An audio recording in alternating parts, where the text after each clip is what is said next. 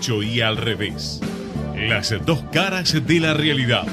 El yin y el yang de los temas actuales.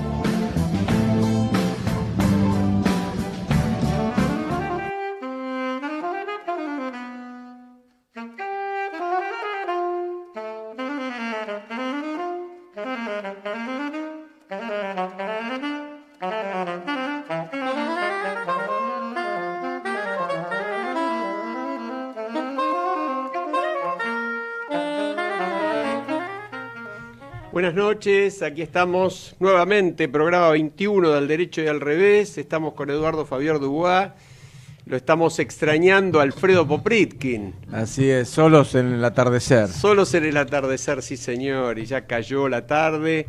Estamos con la producción, como siempre, de Federico Politi, con Gerardo Subirán en la operación, en Ecomedios, AM 1220, y ustedes saben que siempre nos pueden llamar al 4325-1220, o también nos pueden mandar mail al derecho y al revés 2017 gmail.com, y nos pueden seguir por Facebook, que está muy activa la página de Facebook ahora, y donde siempre van a encontrar los programas y los reportajes después de que termina el programa.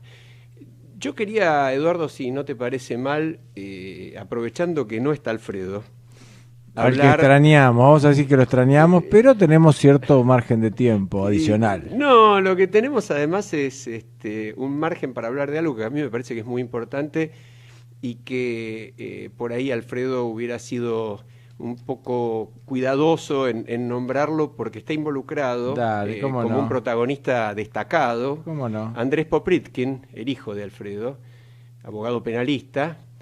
Y me refiero a un caso grave, porque estamos hablando de ataques a personas homosexuales, a punks, pintadas xenófobas, daños a monumentos recordatorios de la represión ilegal, que realizaron en la ciudad de Mar del Plata durante un tiempo grupos neonazis. Y en esa causa, la DAIA, que es querellante, representada por Andrés Popritkin, se opuso a un arreglo que minimizaba todos estos delitos y que evitaba el juicio oral. Y me parece que es un dato para destacar, ¿no? Porque el arreglo sacaba de la discusión, dice Popritkin, dos cuestiones. El hecho de que los imputados formaban parte de una organización, lo que vaciaba de contenido los ataques, los convertía en acciones individuales, y además negaba que existieran los actos de discriminación que castiga la ley 23.592. A pesar de que se comprobó que los acusados atacaron a personas por ser activistas de agrupaciones sociales y militantes políticos, y después de los ataques exhibieron tatuajes del Tercer Reich, ¿no? Son estas cosas que yo creo que la sociedad no debe olvidar. Sí, señor. En un momento donde el racismo no solo ataca históricamente a la comunidad judía, sino a los migrantes y a todas las distintas formas nuevas de ser distinto, ¿no? Tal cual. Así que bueno, me parece un tema importante para destacar. Sí, por eso queríamos empezar el programa destacándolo, y también queríamos empezar el programa destacando otra noticia del día, que es la ratificación por la justicia, por la Cámara Federal, Contencioso Administrativo, de la decisión de primera instancia que resolvió que debe dejar el Consejo de la Magistratura el senador Godoy.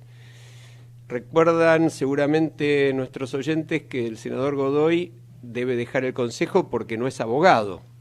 Y esta es una cuestión que por un lado es técnico-jurídica, en el sentido de que se está ratificando lo que la ley dice, pero por el otro lado también involucra un tema político bastante considerable, porque puede cambiar la mayoría en el Consejo, a partir de que quien se incorporaría es el senador Urtubey, que tiene una posición política diferente, ¿no? Entonces, esta resolución de la justicia, que por un lado es significativa desde lo jurídico y puede dar lugar a un debate, por el otro lado desde lo político, por ejemplo, algunos jueces sometidos eventualmente a juris, como puede ser el caso del juez Freiler, del camarista federal penal Freiler, pueden ver registrado un cambio de situación prácticamente inmediata.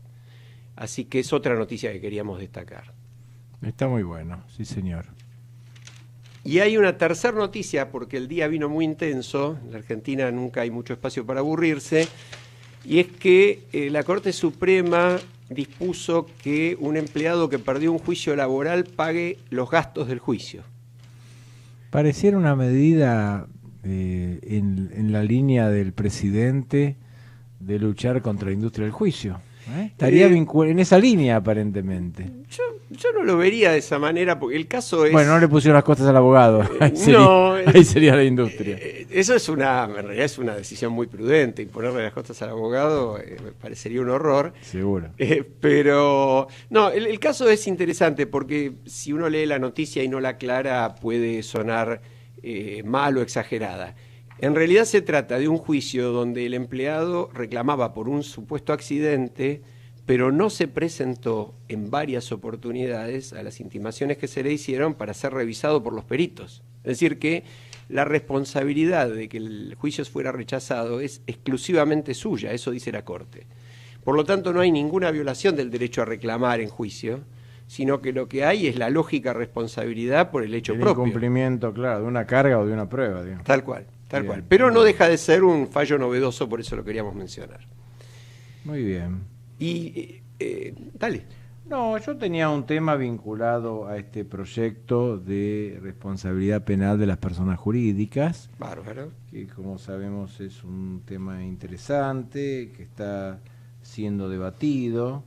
Y quería hacer un comentario más que nada técnico de esto para que se entienda. ¿Cómo podemos responsabilizar penalmente a una persona jurídica que en realidad es un ente ideal, no existe en la materialidad? Existen personas, existe una organización de elementos materiales e inmateriales, personas que las dirigen, personas que trabajan, pero no hay nada más que esto.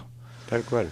Entonces, bueno, esto ha tenido una gran discusión en el derecho penal. Cómo llegar a la persona jurídica. Tradicionalmente solo se podía punir a la persona física, humana, diríamos ahora.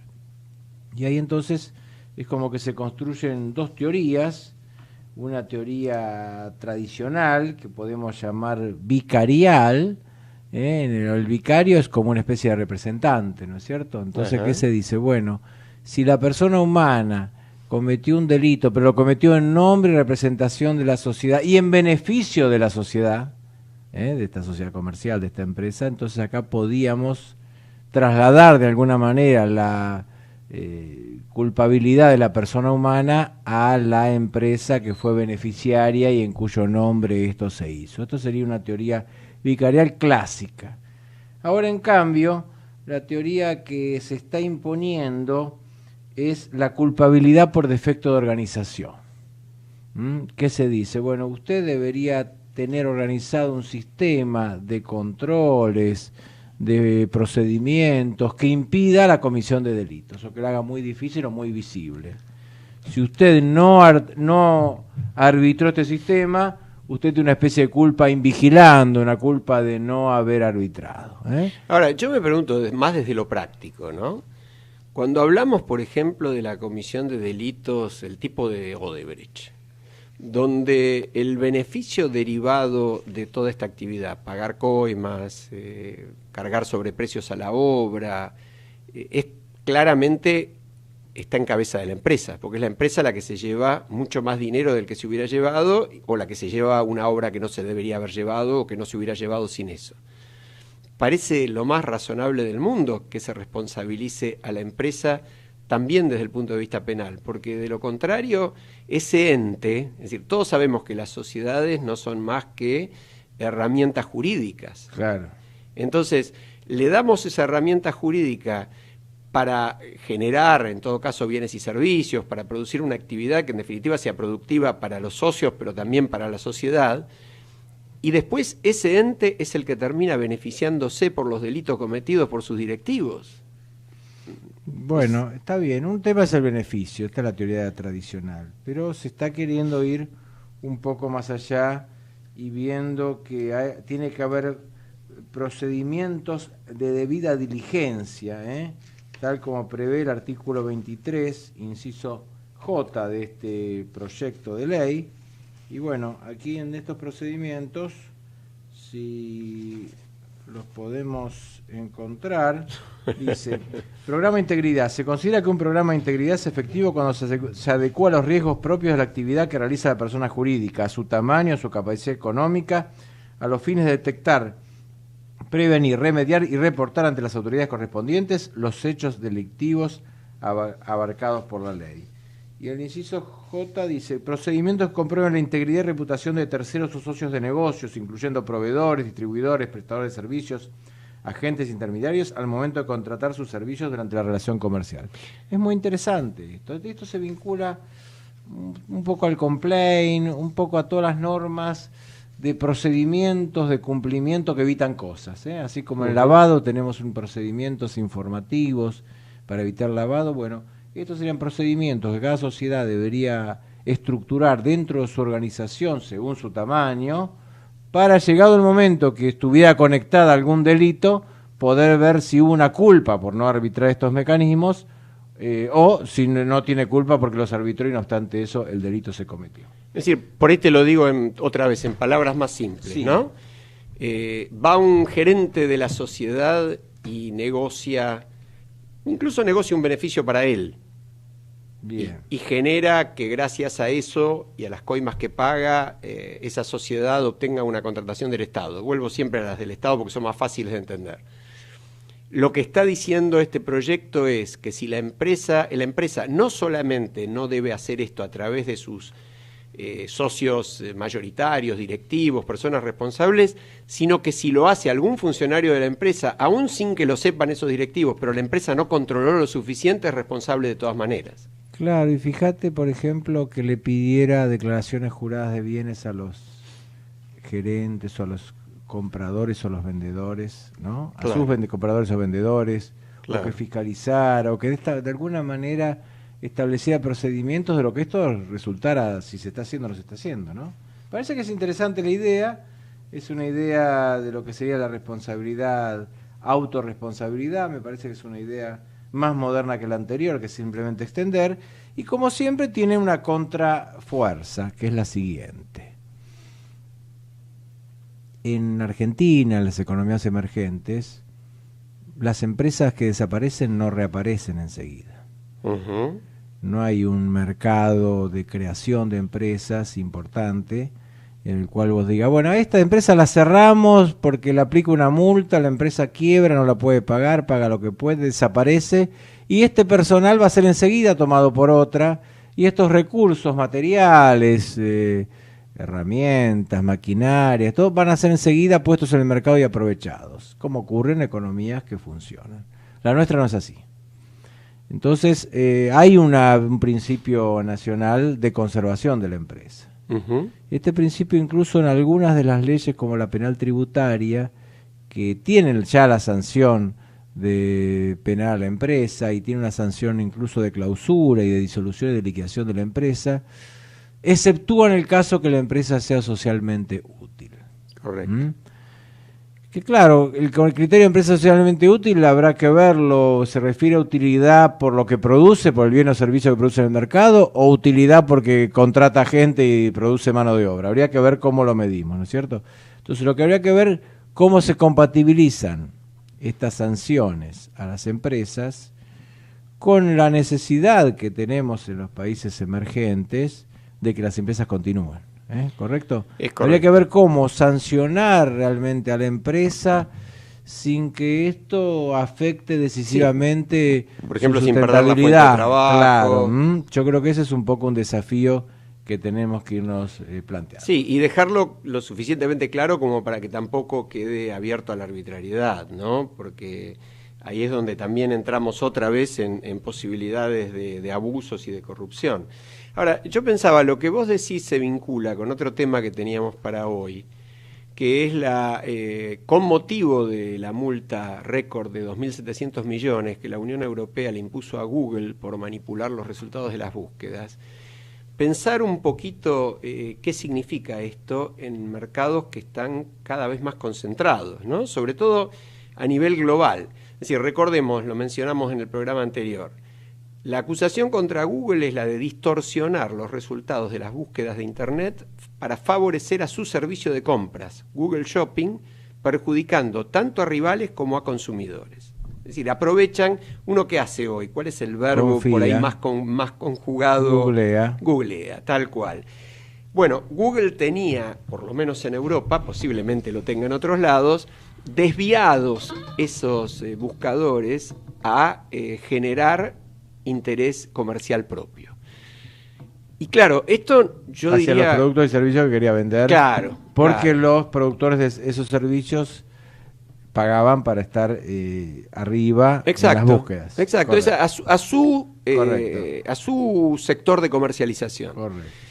Es muy grave la acusación, es una acusación que inclusive, no es una acusación, es una resolución de la Comisión Europea, que es el órgano máximo de la Unión Europea, el órgano ejecutivo, y que inclusive les impone, si no modifican su conducta, una multa del 5% de la facturación, que es un monto realmente considerable. Ahora, la reflexión que quería hacer es, en un mundo tan fuertemente y definitivamente globalizado, porque guste o no, la globalización no se puede discutir, donde además empresas como Google, y no solamente Google, por ejemplo, las grandes empresas financieras del mundo y muchísimas de las empresas de Internet que tienen también este gigantesco poder, pero en general las grandes compañías multinacionales trabajan en ámbitos prácticamente extraterritoriales. Es decir, en definitiva, están hoy casi, te diría, por encima o al costado o con posibilidad de estar ajenos al ordenamiento jurídico de las naciones. Estados, claro, bueno, es el tema de la globalización. Ese ¿no? es Los grandes perdedores de la globalización son los estados nacionales. Tal cual, tal cual. Y bueno, y los trabajadores, digamos, son las dos grandes fuerzas perdedoras, ¿no? Y los ganadores serían, en la parte financiera, el capital financiero internacional y empresas multinacionales. Esto se viene diciendo ya hace 20 años, no estoy diciendo se dice hace mucho, nada nuevo. Se escribió... La globalización tiene sus ventajas, pero tiene también sus inconvenientes. ¿Se puede frenar o no? No sé si conviene frenarla, lo que conviene es regularla, reglamentarla. Ni volver a las cavernas como quiere Trump o como quieren algunos, pero tampoco seguir apostando y pedaleando y cada vez más acumulación y cada vez más pérdidas de empleos y pérdidas de soberanía de los estados nacionales, ¿no? Este tema plantea también cuestiones fiscales. Plantea cuestiones fiscales muy y importantes. Regulatorias. ¿Y quién te protege frente a un monstruo transnacional? ¿Dónde vas a reclamar? El tema es que no hay ni leyes capaces de regular estos comportamientos, porque hoy, con el manejo tan veloz que tienen de los tiempos y de las ubicaciones, por ejemplo, un caso muy conocido, Luxemburgo. En Luxemburgo hay un edificio enorme de 4 pisos donde tienen su sede 400 grandes multinacionales. ¿La tienen en realidad? Por supuesto que no, hay una oficina de cada una o a veces compartida, pero ese es el domicilio que fijan y ese es el lugar donde terminan pagando una buena parte de sus impuestos y donde terminan declarando las ventas. ¿Por qué? Porque la tasa de Luxemburgo es el 3,5%, mientras que la tasa de otros países, sobre todo los del primer mundo, puede ser un 25, un 30, un 35%. Con todo en eso yo creo que el círculo se va cerrando de a poco. Me parece que todo el tema paraísos fiscales y todo el tema de baja fiscalidad está cediendo. Sí, por el momento sigue absolutamente vivo, ¿no?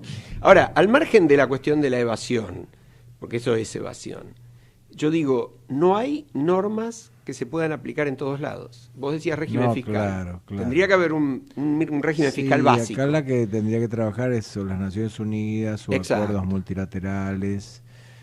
Habrá no hay que ver tribunales, qué pasa, no hay tribunales internacionales. No te olvides que el mundo dominó el poder económico internacional, lo dominó hasta 2001 y después ya los poderes políticos recuperaron protagonismo con la guerra contra el terrorismo, etcétera, etcétera.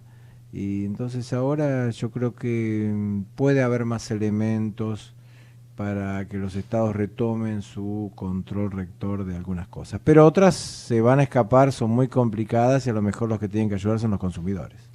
Sí, hay una película que no es, yo no haría una crítica positiva de la película porque no me gustó. Como película, que se llama El Círculo, se estrenó ahora el fin de semana pasado con actores muy destacados, Tom Hanks, y la protagonista de Harry Potter, que ahora se me escapa el nombre, pero es realmente también en esta línea muy interesante, ¿no? Porque El Círculo viene a ser una enorme multinacional de Internet que tiene tal poderío y tal incidencia, y es tanta la gente que tiene cuentas abiertas en el círculo, que en el medio de la película, y le estoy un poquito anticipando, pero vale la pena para el comentario, se llega a plantear por qué no hacer las elecciones a través del círculo. Las elecciones de presidente de los Estados Unidos y las elecciones de todos los países del mundo, ¿no? Sí, yo una idea que asusta. Te mando a la serie Matrix. Claro. Y Matrix, convengamos, es ciencia ficción. Es de alguna manera una distopía, o sea, una visión del mundo en vez del mundo futuro, en vez de la utopía, que es un mundo ideal, la distopía es un mundo lamentable, horrible. Y en esta distopía recordemos que las máquinas, hay grandes máquinas que dominan a los seres humanos en realidad están conectados y viven como sueños que las máquinas le van fabricando. Claro. Por ahí vuelve la realidad y se ven conectados dentro de una máquina, se escapan, bueno. De algún modo cada día nos manejan más las plataformas. Sí, sí, es así. Y también los que activan esas plataformas, los que las programan. En algún momento se autoprogramarán y ahí agárrense, pero bueno, los que los programan son, y entonces Google, alguien está programando para que los clientes se vean favorecidos en las búsquedas. Bueno, el pánico de quedar bajo el control de las máquinas, anticipado hace muchos años, Odisea 2001, ¿no? Odisea del Espacio. Odisea del Espacio es un tema, ¿no? Es un tema, pero yo creo que por ahora claramente el miedo es a los seres humanos que tienen ese hay control, algunas mentes interesadas que están ahí. Sobre todo en un mundo con un nivel de concentración. Hoy hay un informe que publicita la BBC, está en el diario La Nación, también en la Argentina, actualizando los números de, por ejemplo, si yo a vos te pregunto cuántas personas tienen más de 30 millones de dólares en todo el mundo, tu tentación natural, porque esto lo charlamos antes, es decir que son unas cuantas. A pesar de que 30 millones es mucho dinero, bueno, resulta que nada más que 260.000 personas en todo el mundo tienen más de 30 millones, ¿no? Sí, es un tema de la globalización, la concentración, y esto es complicante por muchos motivos, pero además la desaparición del empleo, ¿no? Tal cual. Porque al desaparecer el empleo tenemos que reemplazarlo doblemente, lo tenemos que reemplazar asignando recursos a las personas para que satisfagan sus necesidades y muevan la maquinaria del consumo. Así es. Si no, le ponemos bueno, dinero en el bolsillo. sobre esto le vamos a preguntar al director y el ejecutivo segundo de la gran UIA en tema la segunda es parte. Cómo reemplazamos el efecto social del trabajo. Porque el trabajo te socializa, te vincula, te da un estatus, te conecta con gente, haces actividades. Si vos vas a quedar en tu casa haciendo nada y cobrando por mes una suma X, bueno, hay que replantear toda la sociedad. Sí, sin duda es así. Y antes que se nos acabe la mitad del programa, teníamos aquí un punto que no lo queríamos tratar en realidad como una simple enumeración de datos, porque creo que realmente, como dice el título del tema del día, hay un enorme hartazgo en la sociedad sobre la sensación de impunidad que en realidad se potencia y crece, ¿no? Y nombramos Odebrecht, La Salada, Báez, López, Otesur, Los Sauces. Es un escándalo atrás del otro. Hoy se plantea el pedido de detención y de procesamiento de Vido y de uno de sus secretarios por aparentemente estos 260 millones de pesos de hace varios años que se fueron por ahí por uno de estos agujeros negros que se generan a veces en la administración a través de contratos con una universidad y que no se puede explicar porque no se sabe a dónde fueron. Bueno, todas estas cosas que nos provocan tanto hartazgo, no nos planteábamos tanto dar detalles que se pueden encontrar en cualquier medio, sino pensar en los motivos de la impunidad, ¿no? Y yo lo quería vincular con que mañana va a haber dos visitas muy, muy significativas a la Argentina, y se trata del fiscal que consiguió en su momento llevar adelante los procesos contra Fujimori, Montesinos y toda la banda de delincuentes que desde el Estado del Perú tanto daño le hicieron al país hermano y que por suerte terminaron con condenas ejemplares. Ese fiscal que es el doctor Ugas, que ahora es presidente de Transparencia Internacional, nos visita, y también nos visita una de las fiscales de Curitiba que trabaja con el juez Sergio Moro. Es decir, otro ejemplo icónico de avances muy, muy serios en una lucha que a nosotros tanto nos cuesta dar. Sí, hay elementos para pensar en esto. Fíjate que el gran tema es cultural. El gran tema nuestro es una tolerancia a la corrupción que viene quizás de la colonia. La ciudad de Buenos Aires era insustentable económicamente sin el contrabando. Pues los productos llegaban por barco a Centroamérica, pasaban en mula el Istmo de Panamá, volvían en barco a Lima y en mula de Lima a Buenos Aires. Imagínate a qué costo llegaba esa mercadería. Ahora, Edu, yo te entiendo eso, pero ¿tiene algo que ver toda esa historia cultural con que se evaporen 260 millones de pesos en una obra que no se hizo? No, tiene algo que ver con que no nos importe. Claro. Por eso te digo que es cultural. No es la cultura del robo, sino la cultura del no me importa. Tal cual. Entonces, en aquel momento, la ciudad se sustentaba en el contrabando, con Uruguay, con los ingleses. Y esto pareciera que en la sociedad argentina quedó. Ahora, lo que es curioso, que tampoco creo que haya mucha diferencia con la cultura brasilera en tolerancia a la corrupción. Uh-huh. Y Brasil logró algo que nosotros no logramos. Entonces pareciera que hay algún factor accidental, de suerte, de hartazgo en cierto momento social. Habría que ver por qué estos hechos se producen. ¿Por qué nace un juez que se tira contra un partido que sería como acá el peronismo? O sea, sí, contra los poderes constituidos, mete preso al principal empresario de Brasil. Sí, pero además de eso, acusa a un partido como si fuera acá el justicialista, uh-huh. Y un partido que seguramente va a ganar las próximas elecciones. Así es. Sin embargo logra algo que sirve para todos y que después es imparable, porque hoy es imparable. Sí. Entonces habría que ver qué condiciones se dieron ahí como para ensayar la posibilidad que acá pudiesen repetirse. Ahora, vos fíjate esta reflexión que se me ocurría mientras hablabas, ¿no?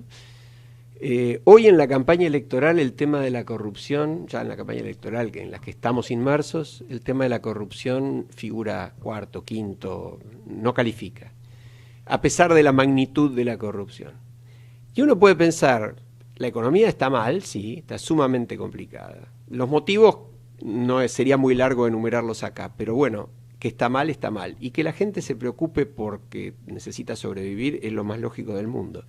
Pero curiosamente, en Brasil también estaba muy mal, y venía en picada y muy mal. Y a pesar de eso, y a pesar incluso de un resultado electoral que no termine de castigar a los corruptos, por lo menos hay 100 que están presos con condena. Entonces, si lográramos eso, realmente habríamos avanzado, con independencia de qué política económica se aplique. Tendríamos que conseguir diferenciar las dos cosas, sacar de la discusión política partidaria la cuestión de la corrupción y entender... Sí.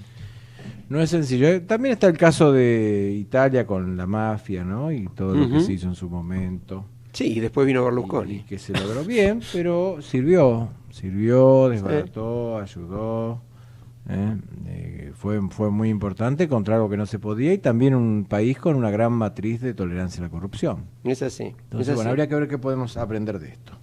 Yo creo que es muy interesante el tema de esta causa nueva de Río Turbio, no casualmente le viene bien el nombre de Turbio, porque puede poner sobre la mesa de verdad, obligar a poner sobre la mesa de verdad a uno de los protagonistas que más sabe del asunto, ¿no? Es decir, yo creo que no es casual que quien fue el ministro de Infraestructura durante 12 años y está directa o indirectamente mencionado, involucrado en casi todas las causas importantes, tenga que bailar esta pieza, porque habrá que ver si no tiene también en el momento de decidirse a bailar la decisión de invitar a unos cuantos a que salgan a la pista, ¿no?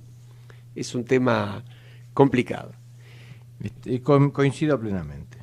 Bueno, vamos a ir a la pausa. Después de la pausa lo tenemos al licenciado Diego Coats, director ejecutivo de la UIA, y realmente nos interesa mucho saber qué pasa con la industria nacional, qué pasa con el empleo, qué pasa con las pymes. Así que esperamos ansiosos charlar con él. Vamos a ver entonces qué música nos preparó el señor director para este entremedio. Hasta luego. Ecomedios.com AM1220. Estamos con vos. Estamos en vos. Descarga gratis de tu celular la aplicación Ecomedios. Podés escucharnos en vivo, informarte con las últimas noticias y entrevistas en audio y video.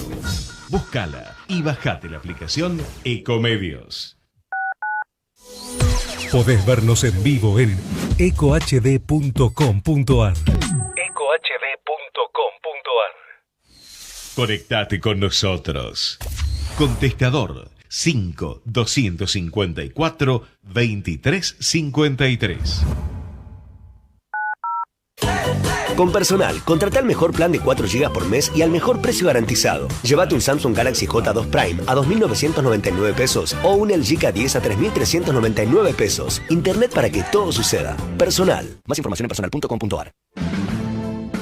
Una charla sin guión con noticias de actualidad, donde más allá de polémicas y puntos de vista dispares, se trata de brindar las dos caras de cada tema. Al derecho y al revés, los martes de 19 a 20 horas por Ecomedios AM 1220.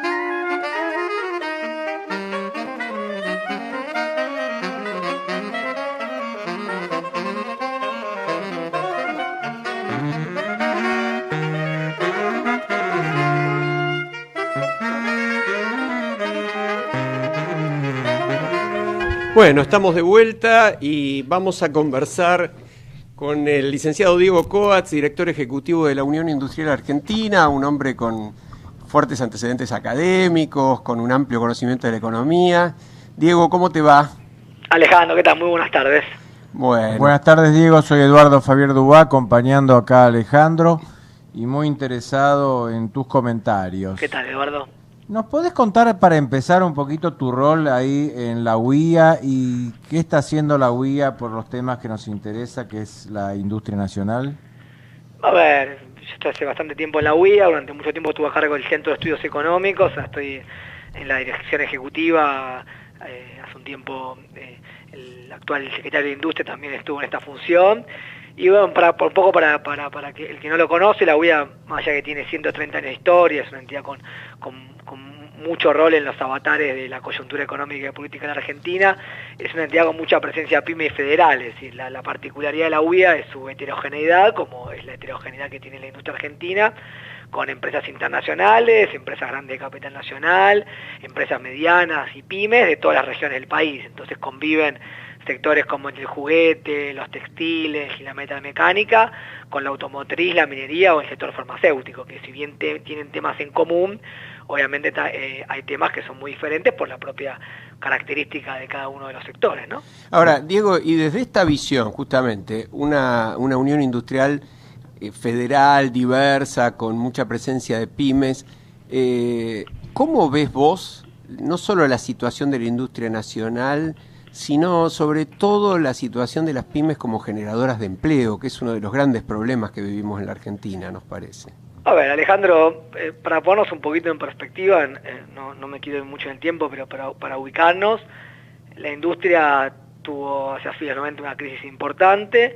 Desde el 2002 hubo un importante proceso de recuperación o reindustrialización, depende cómo uno lo quiera denominar, que fue muy intenso y dinámico hasta mitad del 2011, y se generaron en la industria casi 350.000 nuevos empleos formales, se crearon nuevas empresas, hubo un proceso de inversión importante, se amplió la capacidad, obviamente con las particularidades de la Argentina, ¿no? No se pudo avanzar en muchos aspectos vinculados a la investigación, el desarrollo, la tecnología, pero un proceso muy dinámico de recuperación de la capacidad productiva del país después del ocaso de fines de los 90.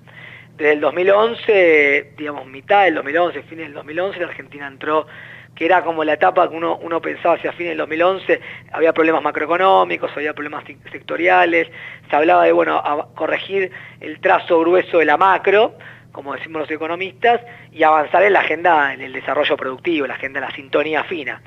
Y lamentablemente con el cepo cambiario de fines del 2011 se entró nuevamente una etapa de estancamiento importante. Desde el 2012 la industria dejó de crecer y de generar empleo, y fueron 4 años de subas y bajas que básicamente mostraron un estancamiento relativo y que se frenó el proceso de recuperación industrial. Perdón, Diego, pero ¿no es que si el dólar está libre, por ahí no favorece esto a la industria porque la gente, bueno, importa? O... No, a ver, pero déjame Eduardo, que termine un poco el cuento. Entonces, desde el 2012 se estanca un poco la actividad y, bueno, asume el nuevo gobierno en el 2016, ¿no? O fines del 2015. Y ahí empieza, obviamente, cierta profundización de la problemática que se venía antes, parte por corregir aspectos heredados, digo, el cepo cambiario, salir del cepo cambiario implicó la devaluación, ¿se acuerdan?, de hace un año y pico.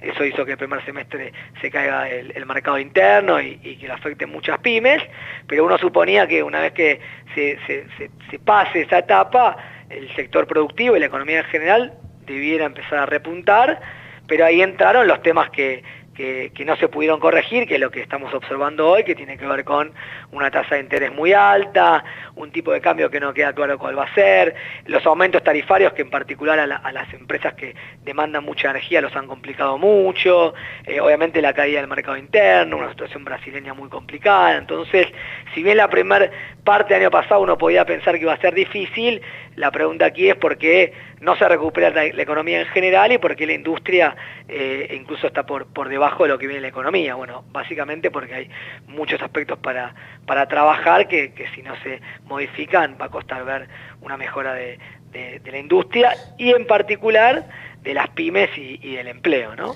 Yo te hago una pregunta vinculada un poco con cualquiera que quiere emprender o con los empresarios que quieren invertir.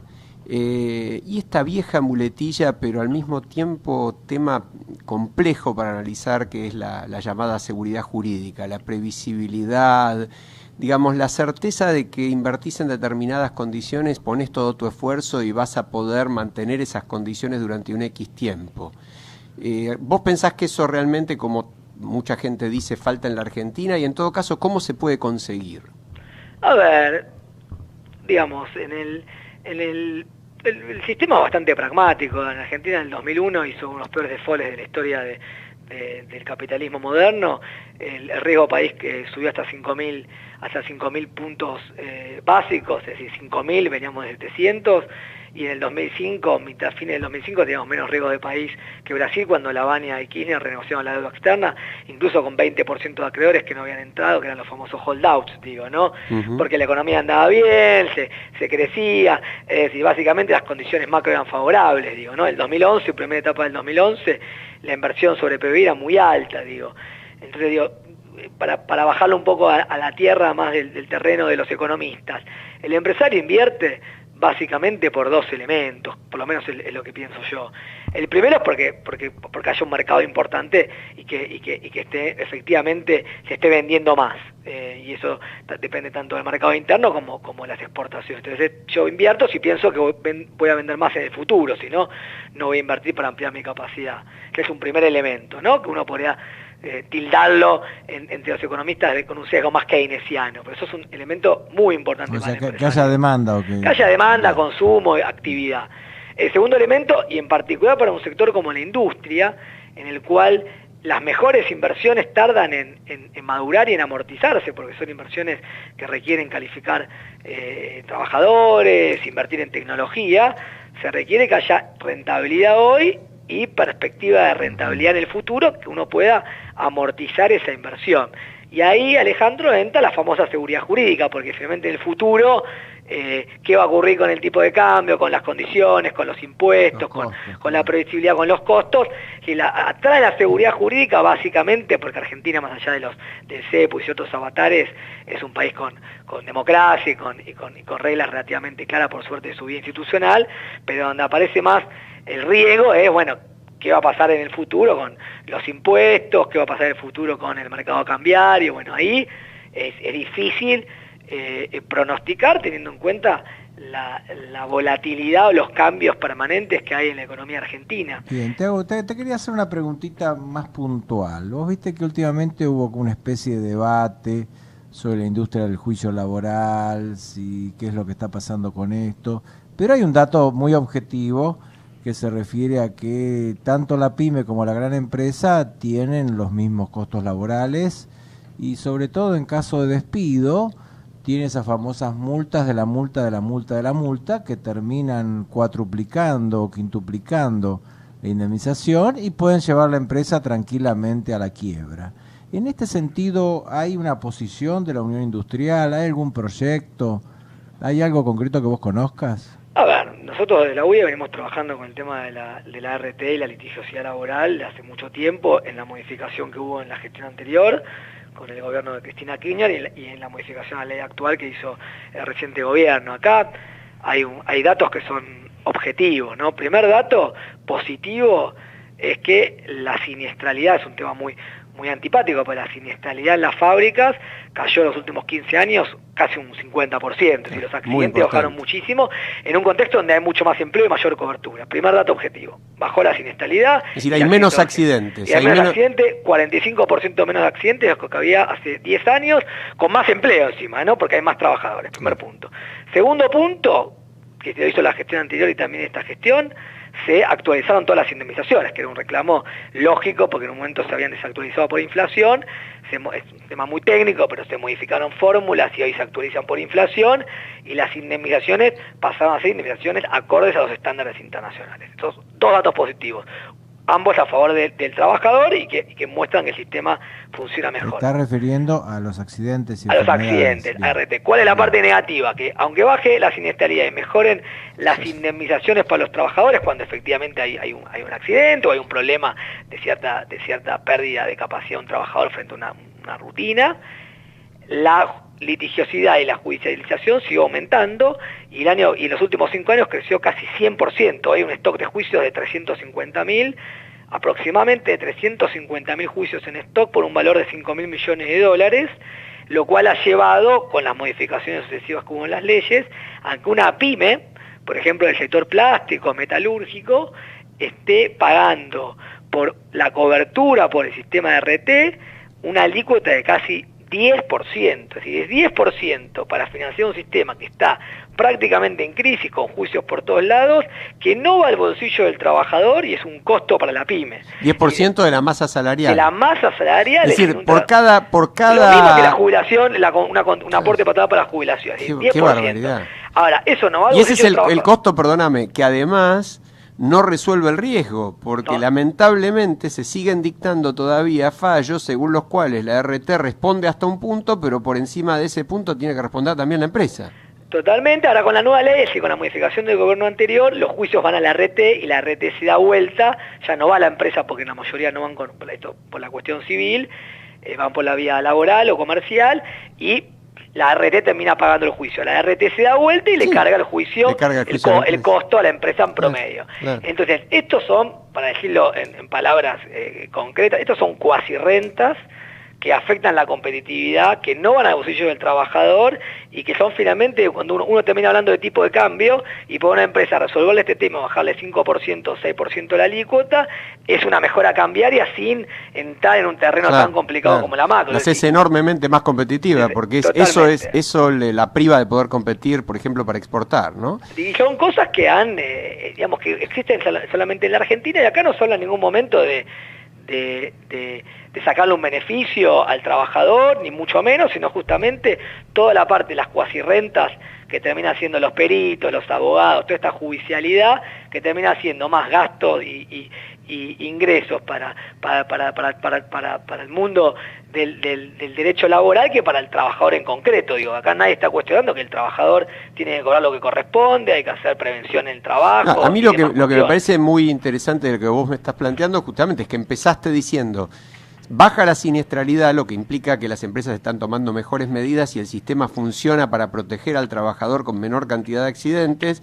Se levantan las indemnizaciones porque se pagan a valores constantes y a pesar de eso la masa de juicios aumenta un 100%. Realmente es uno de los milagros argentinos, ¿no? No, y además estamos hablando de estos casos, para que lo entienda, para que se entienda, estamos hablando en todos estos casos de empresas que tienen toda su agenda de relación de dependencia del mercado formal y que cumplen toda la normativa que tiene que sigue y monitorea la Superintendencia de Riesgo de Trabajo, es decir, todos los temas técnicos y legales que tienen que ver con la seguridad en el trabajo. Cualquier empresa que tiene un trabajador informal o si lo tiene formal no cumple con las normas establecidas internacionalmente, claramente van por otro camino. Acá estamos hablando de aquellas empresas, que son una gran mayoría, que cumplen los estándares internacionales de la prevención en el riesgo de trabajo. Digo, no estamos hablando de todo el resto, que claramente van por otra vía y tienen, si no cumplen lo que corresponde, efectivamente tienen que pagar las consecuencias. Sí, yo me refería también a las indemnizaciones por despido, ¿no? Que esas realmente, como hay multas por el no registrado, la multa por no darle el certificado y la multa de la multa, acá no hay un criterio dimensional. No, totalmente, Eduardo. Es así, bueno, y acá en realidad uno de los temas ya grandes, a ver, si uno va a los países desarrollados, generalmente las pymes sobre todo tienen mucha flexibilidad a la hora de contratar y cambiar trabajadores, pero también hay que tener en cuenta que en aquellos países el seguro de desempleo puede llegar a ser 80% del salario y por 1 año, 2 años. Aquí no tenemos acá tenemos que ir en un esquema donde efectivamente en la medida que el mercado de trabajo, primero formalizar la mayor posibilidad de trabajadores, que hay muchos en el mercado informal, y después ir generando los niveles de cobertura en materia de seguro de desempleo, que también, si en la medida que se van flexibilizando eventualmente algunas de estas condiciones y todos los temas de que se litigan estos aspectos, también haya cierta seguridad y previsibilidad para el trabajador en el tiempo que está rotando no tiene empleo, ¿no? Claro, es un tema muy complejo. Si suprimiéramos las multas, el costo bajaría, bajaría en un 50% totalmente, o más, ¿no? Sí, totalmente. Sí, tal cual. Te cambio de tema, te llevo a otra cuestión conflictiva, ¿no? ¿Cómo está incidiendo la importación? ¿Cómo está jugando la importación en contra de la industria nacional? Porque, por ejemplo, leo hoy 2.400 empleos en riesgo por aumento de las importaciones de agroquímicos de China. A ver, primer punto, de todo lo que importamos, la Argentina importa y llegó a importar en el 2011 en el máximo nivel de producción casi 80.000 y 75.000 millones de dólares. De todo lo que importamos, lo que nos preocupa es un 15% donde hay producción y empleo nacional. Hay un 85% que son o bienes que no se producen o bienes de capital o insumos fundamentales para el proceso productivo. Entonces, hay un 15% donde hay competencia, en particular de un país con prácticas comerciales muy desleales como China, ¿no? Donde hoy el déficit es fenomenal. Ahora, ¿qué pasó el año pasado y este año para no escaparme a tu pregunta? Es verdad que las importaciones crecieron, veníamos de un 2015 cuando se cambió el sistema anterior, que cuando ese cambio implicó que haya un crecimiento importante de las importaciones. Ahora bien, el principal problema es que esto se dio en un contexto de que caía la actividad, que cuando cae la actividad y en algunos sectores el mercado interno se deprimió casi un 15, un 20%, una pequeña suba de importaciones termina afectando muchísimo la producción. Entonces es una torta más chica con un aumento del porcentaje importador. Esto el gobierno obviamente tomó nota, este año lo intentó corregir. Acá la clave, básicamente, más allá de estos aspectos puntuales en algunos sectores, es que se recupere el mercado interno, ¿no? Si se recupera el mercado interno, uno puede convivir mucho mejor con las importaciones. Si no se recupera el mercado interno y tenemos, como va a continuar lamentablemente, un Brasil sumamente deprimido en materia de producción, claramente el tema de importaciones hay que mirarlo con mucho cuidado, porque si no va a haber un conjunto importante de empleos industriales que van a estar en riesgo. De por sí ya cayeron algunos, se han perdido muchos empleos. La clave es recuperarlos y que no se sigan perdiendo. Bueno, te quería hacer alguna pregunta sobre la ley de emprendedores, que para nosotros está muy interesante, pero por un lado no estamos viendo que haya sido reglamentada dentro de los 60 días que se habían dicho. ¿Es correcto esto? A ver, sí, como siempre la ley es muy importante, el emprendedor es una figura fundamental a la hora de, sobre todo, más que emprendedor, aumentar la demografía empresarial y que haya más y mejores empresas pymes, digo. Él tiene una idea de que una persona en el living de su casa puede montar una empresa y contar 25 trabajadores, y la realidad, lo importante acá es que haya más y mejores empresas, digo. En ese sentido, estamos trabajando para que se reglamente lo antes posible y que este ecosistema emprendedor se traduzca efectivamente en más puestos de trabajo. La realidad es que los resultados los vamos a empezar a ver en la medida que se recupere la actividad económica. Claro, porque tampoco hay en sí para el emprendedor ningún beneficio fiscal, ¿no?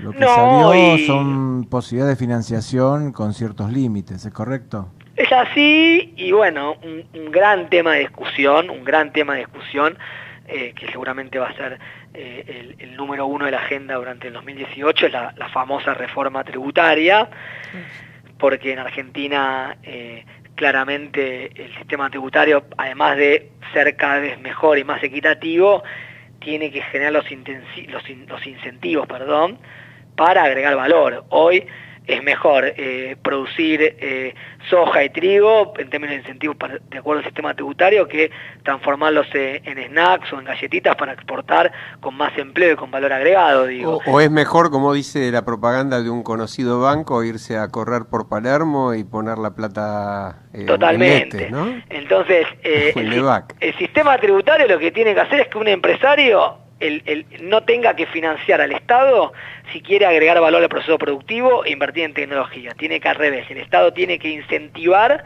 que haya inversión de calidad. Decime, el otro día se celebró el Día Internacional de las Pymes. De las pymes, por exactamente, primera vez, ¿no? Me gustaría tu impresión y tu comentario sobre esto. A ver, la pyme es el ecosistema pyme, como me preguntaba hace un ratito Alejandro, es clave para la generación de empleo, y para generar un desarrollo, sobre todo en las zonas más alejadas de la provincia de Buenos Aires. Lamentablemente el nivel de concentración que tiene la Argentina es muy alto y necesitamos reducir las brechas que hay entre las provincias más ricas y las más pobres, y la pyme para esto es un actor fundamental. Uno de los grandes puntos, y se discutió bastante la semana pasada, es cómo trabajar en tecnología y en productividad, porque lamentablemente la pyme es la que concentra la mayor cantidad de empleo informal, sobre todo las microempresas, ¿no? Desde el sector del comercio, la construcción, los talleres textiles. Entonces, uno de los grandes desafíos aquí es cómo podemos formalizar el mercado de trabajo, porque ese es el único canal verdadero para mejorar los ingresos reales de las familias argentinas, que tengan empleos en relación de dependencia, con los aportes a seguridad social, con obra social, hablando de familia, todos los temas que competen al día a día de la gente, ¿no? Diego, hablando de familia, ¿ustedes en la UIA tienen algún programa para empresas familiares, algún departamento, alguna capacitación especial para estas empresas familiares, que generalmente son pymes? También hay de los otros tipos, ¿no? Pero ¿tiene algo pensado o todavía no? A ver, hace varios años la UIA creó la UIA Joven, un área justamente primero para formar futuros dirigentes y que tengan un proceso de capacitación y aprendizaje y para el rol que van a jugar en el futuro, y eso además de dirigentes también para promover la educación y la interacción entre todos los empresarios industriales. Y dentro de esa área UIA Joven, uno de los grandes temas es el traspaso generacional y justamente cómo se puede mejorar la transición de una generación a la otra a nivel empresa y en particular pyme, que siempre es muy complicado porque a veces cuando hay una generación que no está, todo el aprendizaje que tiene el padre o el abuelo, no, y sobre todo cuando uno habla de una industria, porque digo, y no por por competir con otros sectores, cuando un comercio uno lo abre y lo cierra en el mundo de forma más fácil, uno puede importar productos de China, el que se dedica al canal comercial, que está muy bien, es un proceso mucho menos complejo y que uno puede ir variando. Cuando uno tiene una pyme industrial que fabrica en Córdoba alimento elaborado y tiene que hacer una modificación genética, ver cómo lo puede exportar, venderlo en una góndola europea o un bien de capital o una autoparte, ahí el aprendizaje y el rol de mucho más complejo. El otro día hablaba, perdónenme que me extienda esto porque es fascinante por el cambio tecnológico y las cuestiones a nivel global. Hablaba con un empresario italiano que empezó siendo chatarrero y le vendía para el sector automotriz y después armaba autopartes para el sector automotriz. Y básicamente, más que pensarse como un chatarrero o un autopartista, uno lo puede mirar como alguien que sabe manipular y trabajar con el acero y con los materiales. Claro. El hijo, era un empresario, un técnico operario que armó una linda empresa. El hijo tuvo la posibilidad de estudiar, hizo una ingeniería electrónica y fue la segunda generación. Con el apoyo de la universidad y los centros tecnológicos italianos pudieron ver hacia dónde podía ir la empresa para crecer y terminaron reconvirtiéndose para hacer prótesis faciales de aceros especiales para toda la industria de hospitalaria, digo, ¿no? Es decir, y hoy, vos ves que... mire lo que es la transmisión, ¿no? De una empresa, de un chatarrero, empieza como chatarrero, pasa autopartista el hijo y el nieto, hoy hace productos de alto valor agregado con prótesis de aceros especiales para toda la industria, para todas las prótesis, para las operaciones de alta complejidad en el sector hospitalario. Todo un modelo. Ahora, vos sabés que el tiempo es tirano y mucho más en la radio. Si yo te tengo que pedir que en el minuto que nos queda... Un tuit me pedís, 140 caracteres. Claro, un tuit. Vos me digas... Un tuit final. Vos me digas cómo ves los próximos 2 años de la Argentina. A ver, parte positiva, voy a ser corto. Argentina tiene plataforma industrial, recursos naturales, ahora más con Vaca Muerta y el gas, y tiene una población que más allá de todo lo que hay que avanzar en educación, tenemos trabajadores que aprenden y saben trabajar, digo, que tienen capacidad de aprendizaje, que no es un dato menor. Entonces tenemos muchos activos. Lo que hay que hacer es esos activos ponerlos en valor y además una agenda productiva de largo plazo, que es lo difícil, porque necesitamos una buena macro, una mejor macro y políticas industriales. Si logramos combinar un poquito esas dos cuestiones, uno puede pensarse que la economía y la industria se va a recuperar.